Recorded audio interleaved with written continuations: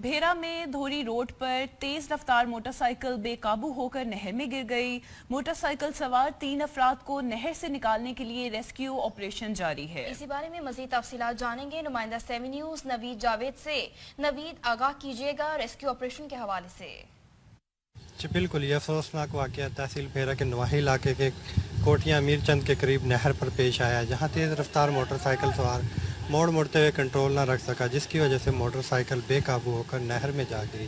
قریب موجود لوگوں نے اپنی مدد آپ کے تحت ایک عورت کو موقع پر نکال کر تحصیل ہیڈ کوارٹر ہسپتال بھیرا پہنچا دیا، جبکہ ایک شخص محمد اشرف کی لاش کو نکال لیا گیا ہے، جبکہ لیاقت محمد یار کی تلاش اپنی مدد آپ کے تحت تاحال جاری ہے۔